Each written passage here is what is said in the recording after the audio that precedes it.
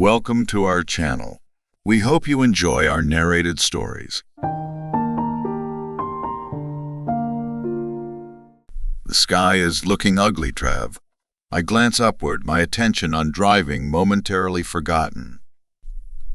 Rosie and I have been driving through the back roads of Iowa for the past 4 hours, and my vision is starting to get blurry. The sky is turning an ugly slate gray, a color similar to the road winding ahead of us. In the far distance, thunderclouds roil. Maybe we should find a place to spend the night, Rosie asks, shifting in the passenger seat. Her thighs make a slurping noise as she adjusts. The hot vinyl, unforgiving. When the mechanic had told me last week that the air conditioning in my car was kaput, I had waved off his concern. But now, on our 7 of stewing in 93-degree heat, I'm eating my words. I shrug, my glazed-over eyes moving back toward the road and the slippery mirages that sparkle in the distance like water. I'm sure it will just be rain, babe. No need to worry. Rosie's hand instinctively draws to her belly. I note the movement with a raised eyebrow. Ever since this impromptu road trip started, she's been almost annoyingly careful. No alcohol, no junk food, frequent breaks. It's like she's paranoid or something. Or at least, that's what I'm telling myself. Something wrong with your stomach? I ask carefully. Car sickness, I think. Remind me why we're going to the buttfuck middle of nowhere again. I yawn, changing the subject. Rosie snorts and kicks off her flip-flops. The bank that foreclosed my grandpa's farm eons ago is finally putting it back up for sale. And what does that have to do with us, exactly? You're always talking about how you want to get out of Chicago. My eyes widen at Rosie's insinuation. Yeah, and go somewhere more chill, like Montana or Washington or something. Not somewhere so chill, it feels abandoned. How do you know the town we're going to is gonna feel abandoned? Rosie challenges. It's Iowa, I reply, unless the town you're speaking of is Des Moines. It's pretty much going to feel abandoned. Rosie sighs and pulls up something on her phone. Pleasant Hills, Iowa. She reads, population 300. She looks at me, soon to be 302. I don't know, Ro. Please, Travis, Rosie begs. This farm was my favorite place growing up. What about our jobs? I ask, do you just expect me to drop everything and become a farmer? I know jack shit about owning a farm. And a literary agency finally picked up my book idea. You can write at the farm and meet with your agency virtually. Rosie interrupts excitedly. I thought maybe I could open up a firm and this isn't some romantic comedy or coming-of-age film. I say, this is real life. I don't want to be wasting away in some bum hick town. I won't. I'm just thinking about our future, Travis, Rosie says. I swallow thickly. The emphasis on "our" had my bones feeling itchy and goosebumps pepper along my skin, despite the heat. Rosie and I have been dating for 6 years now, straight out of high school. Being with her has been the only thing I've ever known, the only thing she's ever known. I've seen the subtle hints she's been dropping about our future for the past couple of weeks now. Pictures of engagement rings left on the computer. Listings for homes accidentally shared with me instead of her mom. I love Rosie, I do. But why does the idea of commitment make me feel so claustrophobic? I just don't see my future here in Iowa. Yours, Rosie says softly. What? You said your future, not our future. Ro, no, it's okay. She sighs, retreating to her phone. She frowns at the Google Maps app and looks around, confused. Where the fuck are we? 5 minutes away from our destination, hopefully, I say tiredly. My Maps app is glitching. It says there's nothing around us. Did we miss a turn somewhere? I ask. I don't think so. If I remember correctly, it should just be a straight shot. You've been going off your memory from when you were 6, I say sharply. Rosie gives me a long look but says nothing. She opens the glove compartment and pulls out a battered map. Pull over, she orders. Let's figure out where the hell we are. Begrudgingly, I pull the car over to the side of the road. The heat feels worse somehow, without the 50-mile-per-hour wind slamming into the side of my face. I roll up the windows, hoping to conserve some of the slightly colder air. Rosie is flipping through the map, getting more and more irritated the longer she can't find what she is looking for. She yells out, crumpling up the map. "What's wrong? Every other state is in this fucking book except for Iowa. There's a part that's torn out. See?" She shows me a half-ripped page. My brow furrows. I have never seen that map before in my life. "Where did you find it?" "Right here." Rosie gestures to the glove compartment. She whimpers, rubbing her stomach. "I don't feel so good." "It's okay. We'll figure out where we are. Just take a few deep breaths." I glance around wildly, looking for a Hail Mary. The horizon is virtually empty, save for corn stalks and the occasional tree. And then I see, off in the distance, a tiny house. I start the car and Rosie looks over. "What are you doing?" she asks. I'm going to go against every masculine fiber in my being and ask for directions. The closer we get to the house, the more I realize how tiny it actually is. It is a faded blue color, with banana yellow shutters and vines crawling up the corners. All of the windows are boarded up with cardboard, and the front door is so dirty that the white paint looks dark gray. A tireless red pickup truck is in the crabgrass-infested front yard. There is a tinier, equally faded blue shed toward the back. A cropping of trees encircles the house, stopping at the gravel driveway like sentries keep watching. I brake as I pull in. "Yeah, we're leaving," Rosie says, locking her door. "It can't be too awful, right?" "Are you kidding me, Travis?" Rosie says, her face paling. "This looks straight out of a horror movie." I look around, seeing no signs of life. "Yeah, maybe you're right. I don't think anyone's lived here in a while." A sudden rapt knock on my window has Rosie screaming. A middle-aged woman wearing a wide-brimmed sun hat and a floral, grass-stained apron stands in front of my window, a pair of gardening shears in one hand. She is wearing a very dirty medical mask. She waves excitedly at us with her free hand. I roll down the window an inch. "Hello. Are you the Conroys?" the woman asks, her voice muffled. "I didn't expect you out for another couple of hours." No, I cough, trying to regain a steady heartbeat. "We're just lost." "Lost?"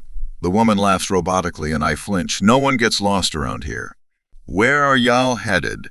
The woman's eyes are bloodshot and jittery, not being able to settle on one thing for too long. Her skin seems stretched over her face as if it's too small for her skull. Everything about her feels off, but I can't place why. "Pleasant Hills," Rosie says quietly, her eyes wide. The woman's eyes narrow and she visibly stiffens. "That place is trouble. Folk like you shouldn't be headed that way." Rosie and I exchange a look. This is the perfect excuse I need. What kind of trouble? I venture hesitantly. "Just trouble." The woman says sourly, "Wouldn't want your child in danger now, would ya?" Rosie goes rigid and her hand goes reflexively back to her stomach. "How did you know?" she whispers. "How could I not know?" The woman snorts. "It's as obvious as the sky is blue." My heart stops beating. Rosie, pregnant. No wonder she's been so adamant about figuring out a future. "When were you going to tell me?" I ask through clenched teeth. "Soon. I just wanted to figure shit out first." "Well, I can tell I overstepped. Just go back the way you came and you'll have a good day." Rosie glowers at the woman. "We didn't drive all this way to just turn back. How do we get to Pleasant Hills?" "I'm telling you, you don't want to go there," the woman repeats, her voice deathly calm. There's an intense stillness. The woman's eyes continue to fret about as she breathes quickly, her mask caving in and out with each breath. There's something odd about the way the mask moves, as if it's too big for her face and yet not big enough. But again, I can't figure out why. "All right," Rosie bites out. "We won't go to your fucking town." "Let's go, Trav." I begin to roll up the window, but the woman sticks her hand through. Rosie yells out in surprise as I struggle to stop the window from closing. It closes just before it slices the woman's fingers off, but not before it draws blood. The red liquid seeps from the woman's new wound and trickles down the window, pooling in the crevices below. The woman doesn't react, instead jiggling her fingers about until they're finally free. "If you see a little girl," she whispers raggedly, her face close to the window, "turn your car around and drive away, as fast as you can." I swallow hard and close the window the rest of the way. The woman barely has time to step away before I turn my steering wheel and reverse quickly out of the drive. You see, Rosie exclaims. "Horror movie? Oh my God, that woman was crazy." "Rosie, you're pregnant," I demand. "That's what you're thinking about right now." "Fuck. Why didn't you tell me?" "Because I knew you'd freak out, like you're doing right now." "Of course I'm freaking out. I had to find out my girlfriend is pregnant from the mouth of a potential murderer." "Travis, lower your voice and take a right." "No, we need to go left. That's the way we came from. We're going to Pleasant Hills." "Now you're crazy," I say. "There's no way we're going to that town, especially if it's anything like the woman we just met."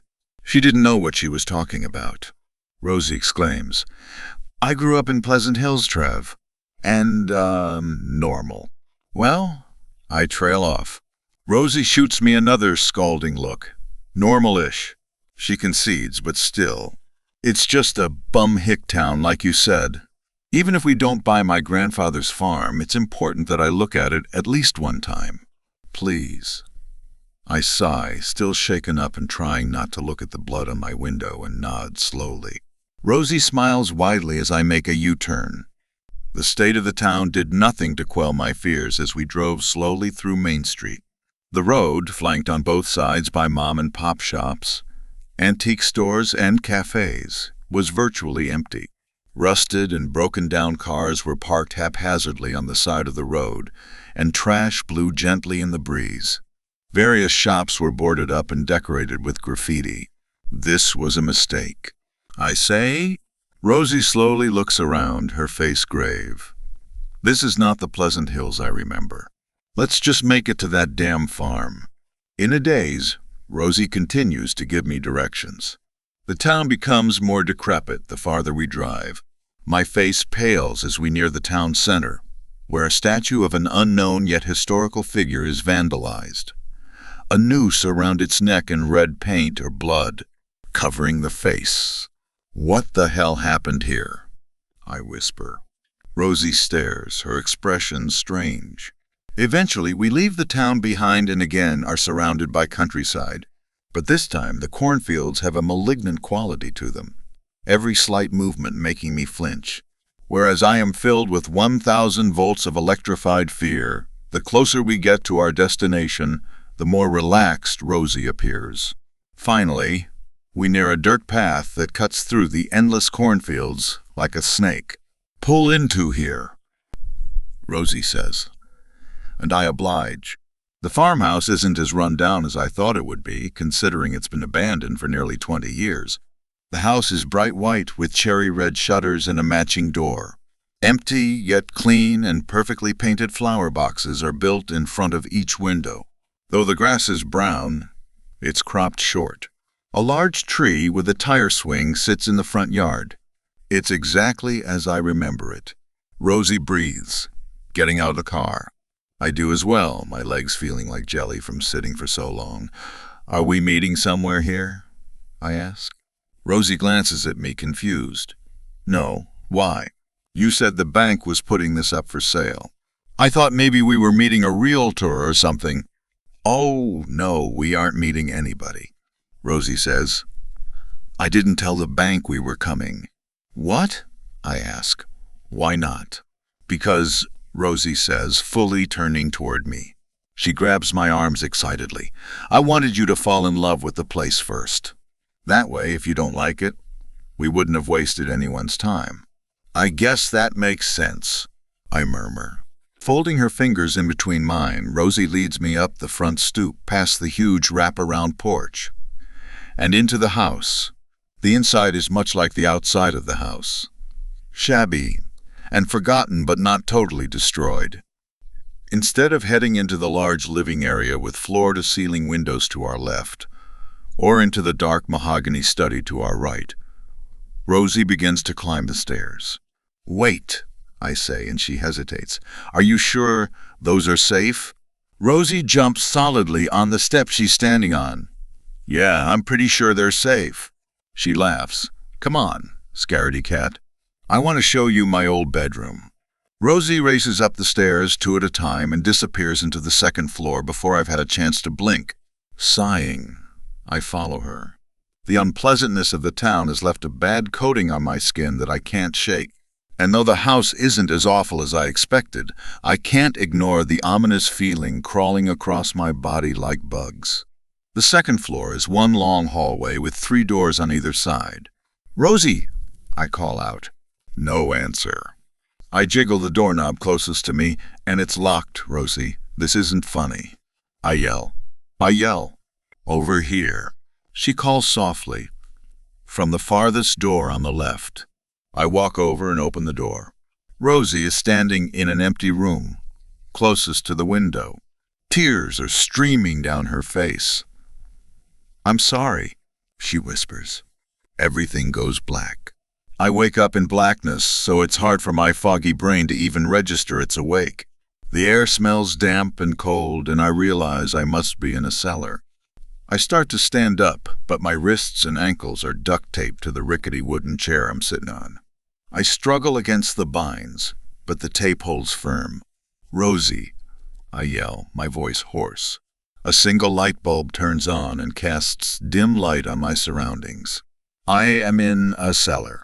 The ground is made of packed-in dirt, and the walls are chipped red brick. I can make out a couple of shelves filled with random boxes and other nonsense that disappear into the encroaching darkness. Rosie is sitting in front of me, her hand resting on her belly. Her eyes are red and puffy from crying, but her face is dry. "Hello, Travis," she whispers. "What is going on?" I demand. "He said either you or the baby, and I had no choice," Rosie replies. She can't look me in the eye. "What are you talking about?" My voice is shrill, my struggle against the tape becoming frantic. A man steps into the pool of light. He is wearing a dirty red checkered shirt and jean overalls. His brown hair is patchy and greasy. My eyes widen at the dirty medical mask covering his face, and I pale at the large pickaxe in his left hand, tipped red. I hope it's rust, but I realize very quickly it's blood. The man nods at Rosie and she closes her eyes. "Hey, he needs something from you. And then we can leave." "Rosie, this is ridiculous. Call the police. It will hurt, but it'll be over soon." "And then we can leave," she repeats. "I'm sorry, Trav. He was gonna hurt the baby. The baby that's not even born yet. That's the size of a grape right now." I yell. I know I sound crazy, but I don't care. This whole situation is crazy. The man steps forward as Rosie continues. "There's a reason this town is abandoned. I couldn't remember why, but then it came to me when I saw that statue at the town square." She swallows, looking at the man. "It's because of him." The man lowers his medical mask and I feel queasy. Where his jaw should have been is a mutilated mixture of bone and muscle. Skin flaps as he works the mass, moving it around as if stretching out his jaw. I blanch. That's why the woman warned us. She was a victim but managed to escape, I think. Rosie swallows. "I have to go. I'm wasting my head start." She disappears out of the pool of light and I scream after her. I scream as the man offers me a bloody, mangled smile.